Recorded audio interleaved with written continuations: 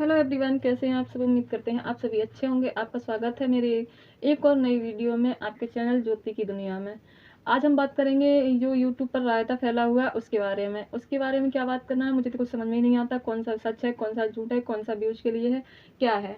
उसी के बारे में बात करने के लिए मुझसे रहा नहीं गया इसलिए मैंने बहुत कोशिश करी अपने आप को रोकने के लिए, लेकिन मुझसे रहा नहीं गया। अब बात करते हैं कि सबसे पहले जो जगत दीदी हैं उनके बारे में। सबसे पहले तो आपको ना लोगों ने इतना इज्जत दी, इतना सब कुछ दिया, इतना अच्छा नाम दिया, आयरन लेडी। तो आप और आपके लाखों में मिलियंस में फॉलोअर्स हैं। आपने एक ऐसी मिसाल दी है दीदी जी कि जिसको मतलब कहते हैं ना कि आपको इतने सारे लेडीज़ें देख रही थी, आपको इतने सारे जेंट्स देख रहे थे, इतनी सारी फैमिलियाँ मिलकर देख रही थी। उनमें सब में आप क्या शिक्षा देना चाह रही हूँ कि भाई बहन के रिश्ते ऐसे होते हैं।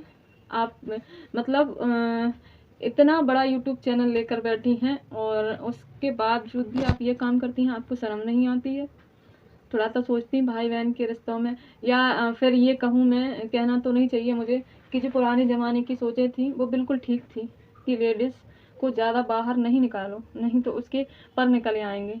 तो आप तो उसी मतलब आपके लिए आपके घर वालों ने, आपके भाई ने, आपके मम्मी ने, आपके पापा ने बहुत कुछ किया है, आपने उनका भी मान नहीं रखा।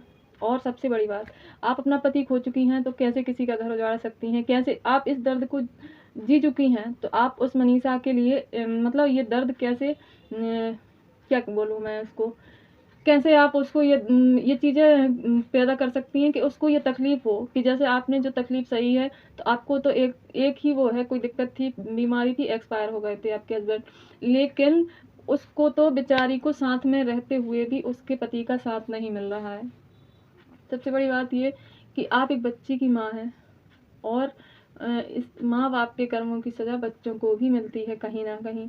इसलिए आपको एक बार तो सोचना चाहिए। और फिर सबसे बड़ी बात, आपको लाखों लोग देखते हैं, लाखों लेडीज़ें देखती हैं, आप मतलब उनकी रोल मॉडल थी।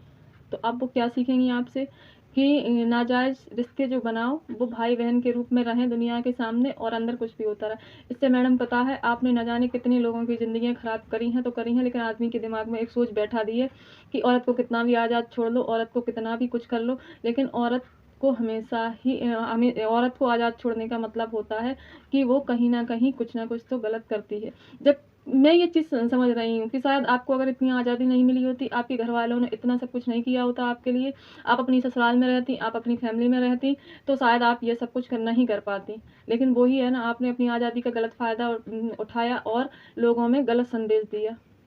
ठीक है, रही बात ये, और फिर इसके बाद आती है बात सचिन भाई की। आप भी सचिन भैया जो भी मतलब कि आपने अपनी बीवी के बारे में एक बार नहीं सोचा? क्यों? ऐसा क्या था नेहा में? और उसके बाद में आप अभी भी नहीं मान रहे हैं, अभी भी टाइम है। और मैं मनीषा को एक चीज़ कहना चाहूँगी, आप अगर चाहती ना तो बहुत कुछ कर सकती थी। ऐसी कौन सी मजबूरी थी? आपका पति ज़बरदस्ती ले जाता था।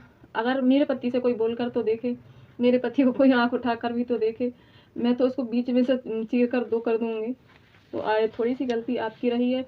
और सचिन भाई अभी भी टाइम है। सभी लोग मतलब देखो, जो गलती हो गई उसका तो कुछ नहीं किया जा सकता, लेकिन अभी भी टाइम है, आप सभी लोग। हाँ, और एक बीच में मैं एक बात याद आ गई मुझे नीतू दीदी के बारे में, कि नीतू जी बेचारी एक जॉइंट फैमिली से हैं। उन्होंने कैसे अपना चैनल स्टार्ट किया होगा। मेरा मायका है वहाँ पर, कोई ज़्यादा खुली सोच नहीं है भोपाल में। यूट्यूब पर आना, सोशल मीडिया पर आना, सभी लोग क्या करते हैं, इज्जत की रस्सियाँ उड़ा रही है। आस पड़ोस वाले कहते हैं नचती है, ये तो वीडियो बनाती है, ये सब चीज़ें। उस लेडीज़ के लिए आपने कितनी ना पाबंदियाँ लगा दी हैं। तो नेहा नेहा जी, आपने बहुत कुछ किया है, बहुत लेडीज़ों की ज़िंदगी ख़राब कर दी है।